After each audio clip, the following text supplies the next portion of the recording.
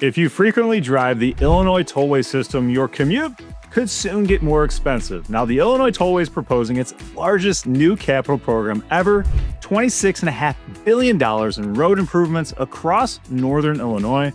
But helping pay for it would be a pretty significant toll increase starting in 2027. And buried inside this massive plan is something that could completely change how some of Chicagoland's busiest highways operate: more smart road technology. So, will we simply be paying more to drive the same roads? Or could these upgrades actually make your commute faster and more predictable? Let's break it down. This new plan has been named Driving Connections, and it's essentially the Illinois Tollway's roadmap for the next 15 years. From 2027 through 2042, the Tollway is proposing about $26.5 billion in infrastructure improvements covering all 5 tollway corridors and communities throughout northern Illinois. And we're talking about some roads a lot of us use every single day: I-88, I-355, I-294, I-90, and I-55, plus improvements around the Route 390 and the new I-490 corridor near O'Hare Airport. The projects range from rebuilding aging pavement and bridges to widening highways, rebuilding interchanges, adding new access points, along with using technology to attack congestion.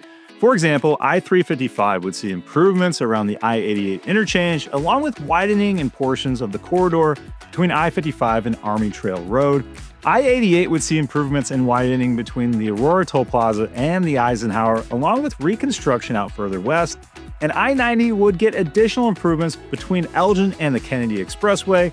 Now, all of these are major commuter corridors for the western and northwestern suburbs, so if you live in this area, get used to the orange traffic cones. Now, obviously, $26.5 billion has to come from somewhere, and in this case, that somewhere is primarily tolls. And this proposal would be the first toll increase since 2012. And the proposal would increase passenger vehicle tolls by approximately 45 cents every time you pass through a toll, beginning January 1st, 2027, which is roughly a 57% increase overall. Now, commercial vehicle tolls would increase 30%, and beginning in 2029, toll rates would then be adjusted every 2 years based on inflation. So let's put that into real-world numbers. According to the Tollway, somebody going through the toll 2 times per day, 5 days a week, 50 weeks a year would spend roughly $225 more per year. Now, I know for my family, that's one large grocery shop worth of food. It's not catastrophic by any means for most households, but paying more tolls on top of Illinois taxes definitely deserves an eye roll, especially if you've got multiple commuters in the family or you're frequently driving longer distances around the Chicago area. And critics of the plan have focused not only on the initial increase, but also on those future inflation-based adjustments, because unlike a one-time increase, that creates a mechanism for tolls to continue changing every 2 years after 2029, and I highly doubt tolls would ever be reduced after that. Now, this is where the plan gets a little bit more interesting, because Illinois isn't only proposing wider roads and additional exits, they're proposing smarter highways. And if you've driven portions of I-90 or I-294 recently, you may have already seen these massive overhead canopies and gantries with electronic signs above individual lanes. That's part of what's called SmartRoad technology. It's not some futuristic self-driving highway like those Tesla drivers out there. Think of it more like giving the tollway a brain. Cameras, wireless sensors, weather monitoring, and electronic signs collect and distribute information about what's happening on the road in real time. That means the signs above individual lanes can warn you about an accident ahead, tell you the lane is closed, show advisory speeds, or direct traffic around that accident before everybody piles up into the same backup. Some smart road corridors also incorporate what's known as flex lanes, where shoulders or inside lanes can potentially be used to route vehicles around that accident and keep traffic moving along. And information collected by the Tollway can also be shared with navigation platforms like Google Maps and Waze. And that may not sound revolutionary, but anybody who's been sitting on a tollway wondering why traffic suddenly stopped knows how earlier information can be incredibly valuable. Under Driving Connections, this technology would expand farther across the tollway system. I-90 would receive about 8 additional miles of smart road infrastructure as part of improvements between Elgin and the Kennedy. And the southern portion of I-294, as well as I-80, would receive about 5 miles of new smart road infrastructure. We've already seen a much larger implementation across the central tri-state area.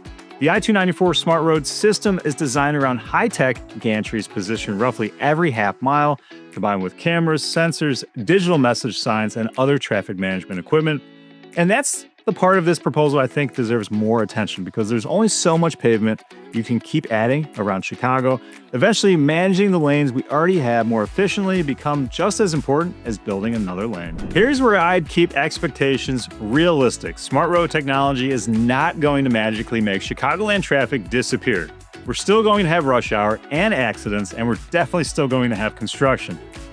Probably a lot of construction if we're spending $26.5 billion over the next 15 years. But what technology can potentially improve is the unpredictability factor.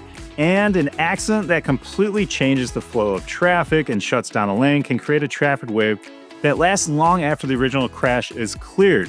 If sensors can detect the problem faster, drivers get warned earlier, and traffic can be directed around the incident more efficiently, that can reduce how severe those backups actually become. And that's really the goal here, not necessarily guaranteeing you an empty highway at 5 p.m., but making the system a whole lot more reliable. The Tollway argues that poor road conditions and congestion already cost drivers money through lost time, fuel consumption, and vehicle wear, and says deteriorating roads can cost a driver roughly $725 annually. Of course, that's the Tollway's argument for why paying more now ultimately saves drivers money later. And whether drivers buy that argument is another question. And I think that's where the debate over this plan really comes down to one simple question. Is the improvement worth the cost? On one side, you've got a tollway system that hasn't really had any increased passenger vehicle rates since 2012, while construction costs, the labor, and materials have obviously gotten way more expensive. Such is life, and literally everything is more expensive now. And several major sections of the system need continued rebuilding and modernization. On the other side, we're talking about a roughly 57% increase all at once, followed by inflation-based adjustments beginning just every 2 years. Critics have also questioned whether enough time was given for the public to review the $26.5 billion plan before the board potentially votes on it.